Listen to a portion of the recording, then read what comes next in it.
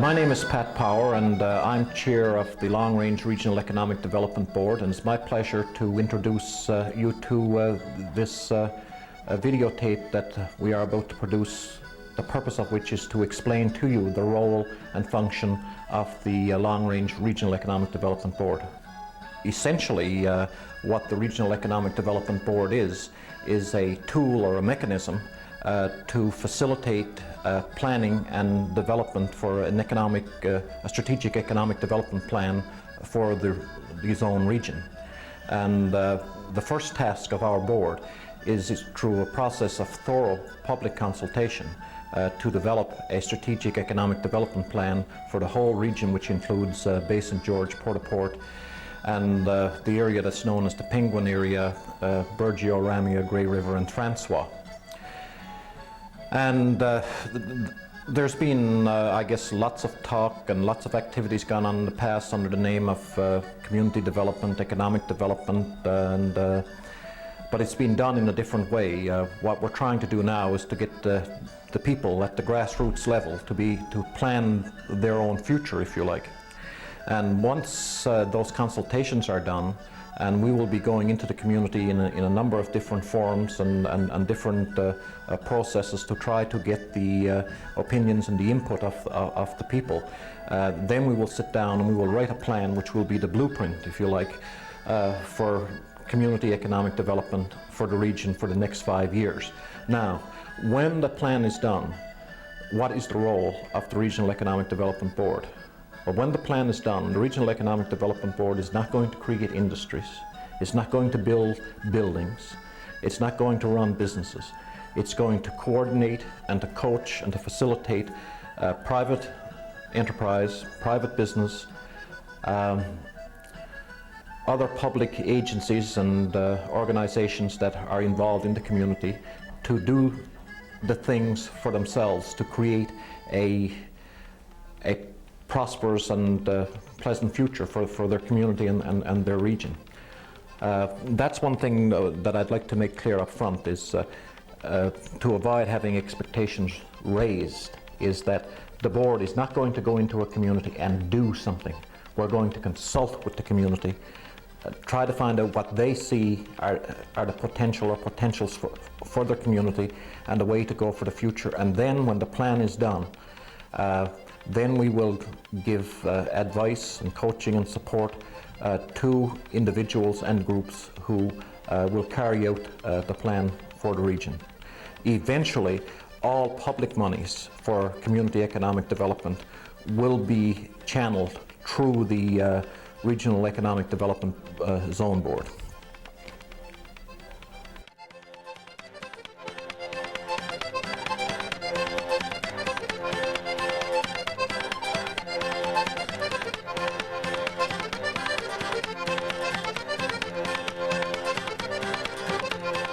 I guess the main benefit that I see that the Zone Board is going to have for Ramia and the surrounding areas of Burgeo, Grey River and Francois is the fact that we're combining our efforts with other communities, and there's strength in numbers, as the saying goes, and I think that's important for us. In this area, as most people in Newfoundland would realize, and certainly people in our zone, in the Stephenville, Port-au-Port area, we're out on the far fringes of the zone, and it's very important, of course, that we at least have some voice in the center, and I guess Stephenville being the center of the zone board, that it's important that we be there and be represented. I guess very simply to be involved. I think the very important thing here is for people to get involved, to understand what the old process is, and in order to understand that, they have to be a part and parcel of the old process. And you can't be that, of course, if you decide that you're not going to get involved and participate. So participation, participation, whatever you might call it, of course, is very important in this process. And let your voice be heard throughout the zone and even throughout the process, throughout the province through the zone. I don't know if it's a strategy for it, but in my opinion, like if you've got a good strong board that's really conscious of what's going on within the zone itself, I don't think you're going to let that happen. I don't think there'll be a lot of infighting and whatever. I think if those people who are on the board really do what they've been elected or appointed to do, you won't have that infighting. That's my opinion. I don't know. No, with a strong board, certainly should not be any of this rivalry. I think as a town that we're prepared to work with anybody in the region if it's going to benefit everybody, not just one particular group. I don't think the region will prosper if everybody don't work together. I think it's the communities themselves working together that's going to make the whole region prosper eventually.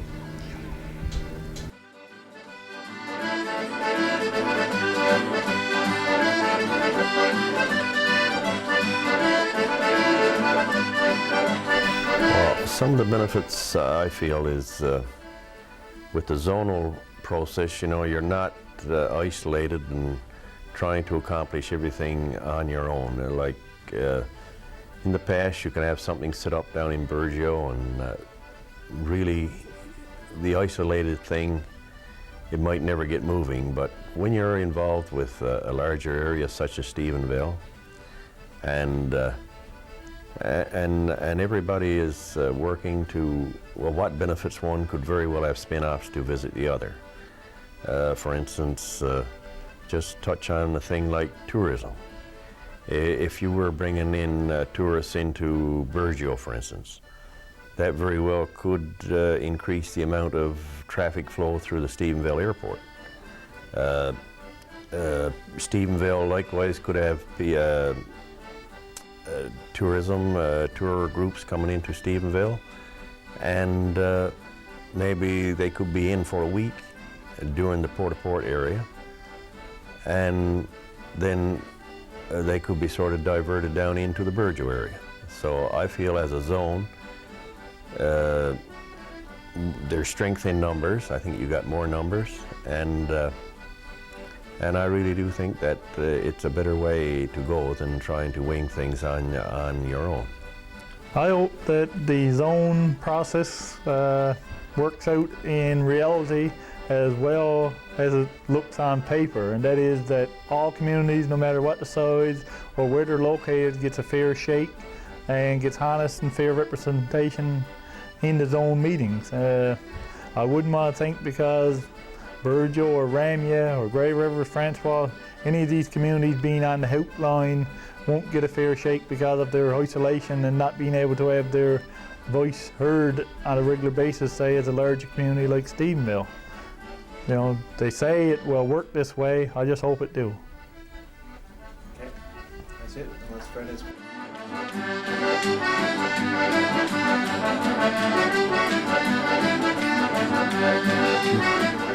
I've heard it's been moved around or whatever, and that we're no longer in like our small area. Used to have their own. Now it's going to be bigger and probably ran out of Stephenville somewhere. I don't know.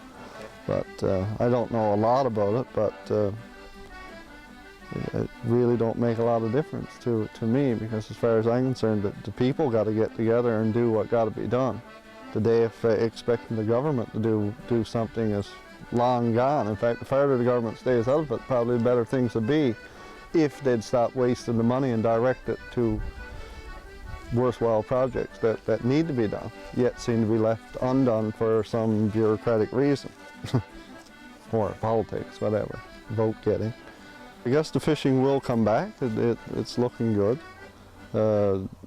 Recreational fishery, especially with our salmon, if we can only get them back to sustainable levels where we can bring in tourism, I guess, is what it all falls into. Like we have the scenery, we have the fresh air, we have very little pollution, and we just got to realize what we got and go for it. I seen an interview on CBC the other day. They showed this guy that came over from Sweden, one of the Scandinavian countries anyway, right? And he just said, like, you got to take an outsider to come in to make the people realize what they got, and maybe the people still don't realize what they got, but be able to walk down a garden road or not have to worry too much about crime or like petty stuff, and it's really not that serious, not like big cities or whatever, and breathe fresh air and enjoy life, really. Wildlife, lots of wildlife. Well, I think we have a lot going for us in this area for the simple reason that we do have some agricultural activity, forestry, fishery, and so on. I think the most underdeveloped sector would be tourism. The potential is, I think, basically unlimited. There's no reason that we couldn't have tourism activity in our area 12 months a year. With snowmobiling, we see the trailway as just the local people that use it as a positive. People don't realize how much money people use in trikes and skidoos and so on. It has benefit the local little bakery that's fairly close to the trailway, garage in St. Fintan's, see as high as 20 and 30 rigs parked there gassing up on a given day. All positive things that with a very small amount of money to help it along could be developed into something really worthwhile. I was involved with the lead up to the process that's underway now until the provisional board was put in place. Our representative on the zone board is Don Gillum, who represents our whole area really, but was elected by the board of the Development Association to be that representative. Like a lot of people at this stage, I think I'm not quite sure where this process might end. A major concern of mine is that we're 3 years into the agreement which funds this, and there's been no development money that we're aware of, other than I'm told some that went into Marble Mountain expended out of this. And the major concern I have is that at the end of the process, the pot is going to be dry, and we're going to have a really good plan for the region and a group of people ready to move forward with development, and possibly no money to carry out the actual work.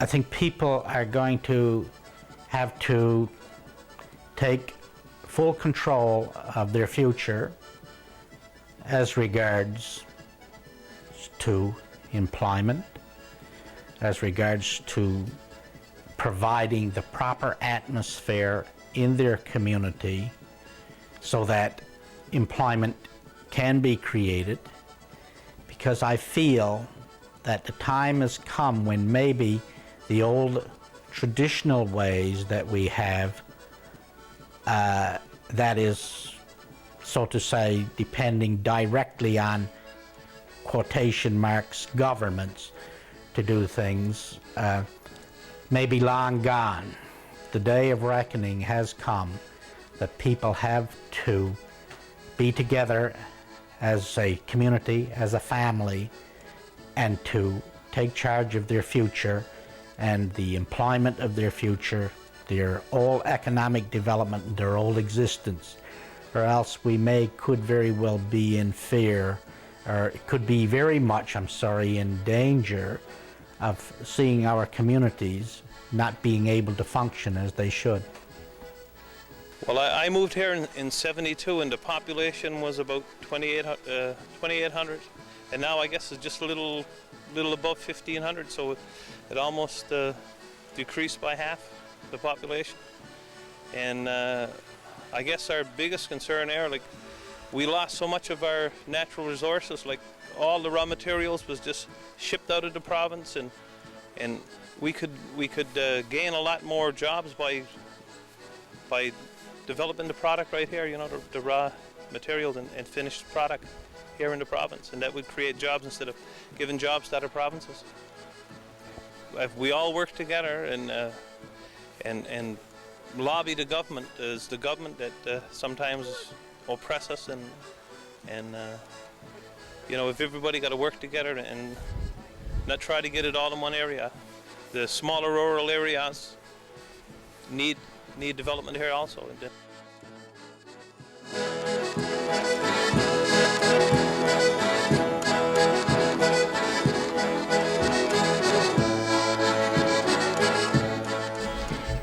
I think the one thing that I like specifically about the zonal process is that it's a bottom-up approach, and if it works as it's outlined in the way that it should work, my understanding is that it'll start from the grassroots. So basically it'll go out to the communities, talk to the people who are living there and the people who are most informed about what's going on anyway, and work its way upward instead of the top-down, I guess, process where someone comes and says, this is what you should be doing, and I think this would be beneficial to you, so here, take it.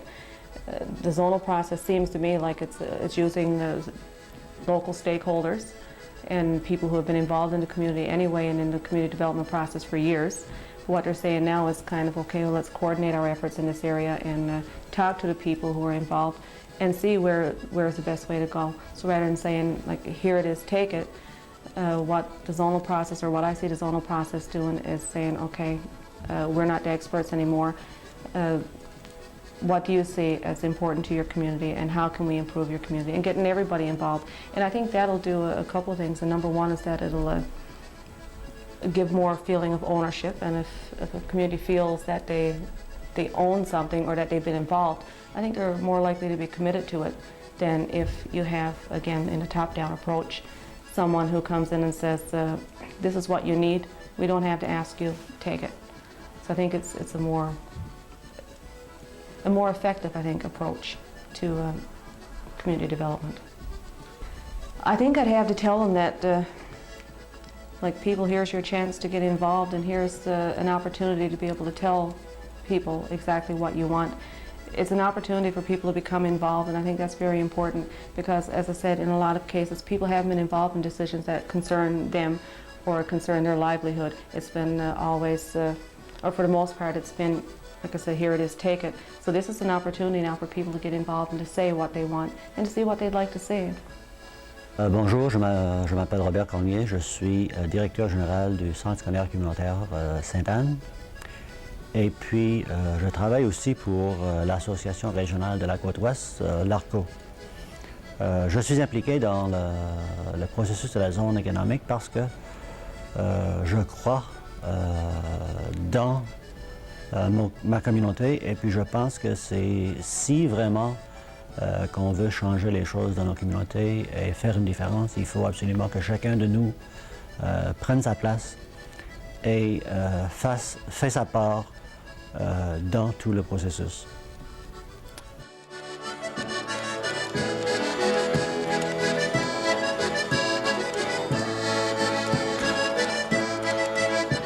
When I first got involved, or before I got involved with the zone board, I felt that things like that were basically for people who were involved in business and the whole economic area of things, and not particularly relevant to me or to people that I represent. But after getting involved, I realized that it is about everybody, and it's about our future, and it's really important for everyone to get involved and to have a say. Right now, the way the zonal board is going to work, we're going to determine how we are going to develop our economy. That's thrown into our laps, which I think where it should be. There's only people in the area know what we can do it this way. Past government programs and policies and everything, it's too big of a picture, and I don't think they really recognize the benefits of each region. And I think this is where we can really make some great strides. I think we got to stress this is our last chance. If we don't do something with it, no one else is going to do it for us. We have a responsibility to ourselves to make our communities grow. It's up to us, and if we don't do it, well, we got to suffer the consequences. It's our own fault, and we can't blame it on anyone else. So I think everyone should take this as serious as possible and put everything they can into it and have their input. I really believe Stevensville may be what we call the hub of the area, the service center of the whole area. But we are totally dependent on every community around us. Without these people coming to Stevensville, there is no Stevensville. And as a matter of fact, I'm in the process of, through the chamber, trying to tie in with Port aux Basques. So I don't necessarily see Stevensville, the Crossing, Kippens. as the one area. I can see us all the way down to Port-au-Basque, which includes Burgeo, Ramia, all the way down to mainland. And like I said, we're an octopus with legs. Cut legs off, what are we? So and maybe a problem, that's something we probably got to promote ourselves. Maybe it's our own fault. But me personally, without all these areas, there's no steel mill. So they're just as important to me as myself living in a steel mill. So the zonal board is going to have, they're probably going to have a problem uniting everybody. But I think it's got to happen for us, all of us, to survive. We had to do it. I'm not trying to be negative with our economy and everything, but it's positive that I think we can do it, and we got the mechanism to do it. It's just that we got to get it in our hearts to do it.